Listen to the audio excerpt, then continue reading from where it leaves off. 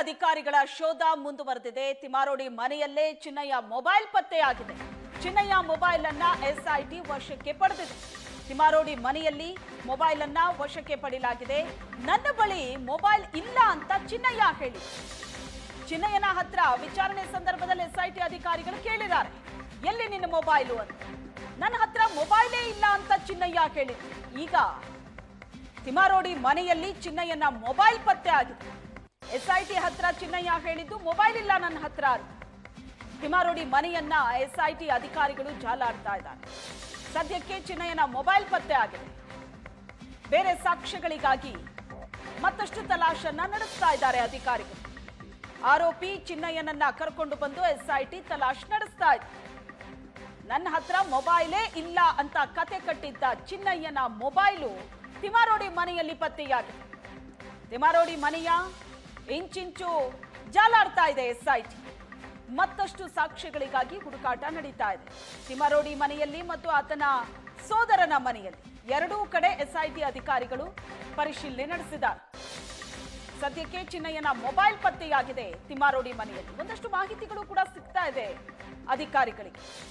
ದೊಡ್ಡ ಷಡ್ಯಂತ್ರ ಜಾರಿಗೆ ತರೋದಕ್ಕೆ ಪ್ಲಾನ್ ರೆಡಿ ಆಗಿದ್ದೆ ತಿಮಾರೋಡಿ ಮನೆಯಲ್ಲಿ. ಈ ಷಡ್ಯಂತ್ರಕ್ಕೆ ತಿಮಾರೋಡಿ ಮನೆಯೇ ಪವರ್ ಸೆಂಟರ್ ಆಗಿತ್ತು, ಕೇಂದ್ರ ಆಗಿತ್ತು. ಒಂದು ತಾಸಿನಿಂದ ತಿಮಾರೋಡಿ ಮನೆಯಲ್ಲಿ ಶೋಧ ಕಾರ್ಯ ನಡೀತಾ ಇದೆ. ಎಸ್ಐಟಿ ಮುಂದೆ ಚಿನ್ನಯ್ಯ ಸ್ಫೋಟಕ ಹೇಳಿಕೆ ಕೊಟ್ಟಿದ್ದಾನೆ. ಹಲವು ವಿಷಯಗಳ ಬಗ್ಗೆ ಬಾಯ್ಬಿಟ್ಟಿದ್ದಾನೆ.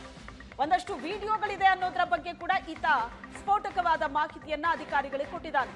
ಒಟ್ಟು 25 ವಿಡಿಯೋವನ್ನ ಗ್ಯಾಂಗ್ ರೆಕಾರ್ಡ್ ಮಾಡಿಕೊಂಡಿದೆ. 3 ವಿಡಿಯೋ ಅದರಲ್ಲಿ ರಿಲೀಸ್ ಆಗಿದೆ. ಇನ್ನು 22 ವಿಡಿಯೋ ಅವರ ಹತ್ರನೇ ಇದೆ ಅಂತ. ಅದರ ಬಗ್ಗೆ ಕೂಡ ಶೋಧ ಕಾರ್ಯ ನಡೀತಾ ಇದೆ.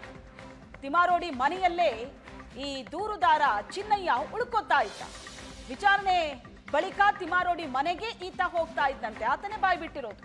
ತನಗೋಸ್ಕರ ಒಂದು ಕೋಣೆಯನ್ನ ಕೂಡ ತಿಮಾರೋಡಿ ಕೊಟ್ಟಿದ್ದಾರೆ. ಚಿನ್ನಯ್ಯ ಹೇಳಿಕೆ ಆಧರಿಸಿ ಎಸ್ಐಟಿ ತಲಾಶ್ ನಡೆಸ್ತಾ ಇದೆ. ತಿಮಾರೋಡಿ ಮನೆಯಲ್ಲಿರೋ ಚಿನ್ನಯ್ಯನ ರೂಮ್ನಲ್ಲಿ ಮಾತ್ರ ಅಲ್ಲ ತಲಾಶ್ ನಡೀತಾ ಇರೋದು. ಇಡೀ ತಿಮಾರೋಡಿ ಮನೆಯನ್ನ ಎಸ್ಐಟಿ ಅಧಿಕಾರಿಗಳು ಜಾಲಾಡ್ತಾ ಇದ್ದಾರೆ. ಈ ಕಂಪ್ಲೀಟ್ ಷಡ್ಯಂತ್ರ ರೂಪುಗೊಂಡಿದ್ದೇ ತಿಮಾರೋಡಿ ಮನೆಯಲ್ಲಿ. ಯಾವ ಹಂತದಲ್ಲಿ ಯಾವ ರೀತಿ ಪ್ಲಾನ್ ಅನ್ನ ಜಾರಿಗೆ ತರಬೇಕು ಅಂತ ಕಂಪ್ಲೀಟ್ ಸ್ಕೆಚ್ ರೆಡಿ ಆಗಿದ್ದೆ ತಿಮಾರೋಡಿ ಮನೆಯಲ್ಲಿ. ಆ ಕಾರಣಕ್ಕಾಗಿ ಇಡೀ ಮನೆಯನ್ನ ಅಧಿಕಾರಿಗಳು ಜಾಲಾಡ್ತಿದ್ದಾರೆ.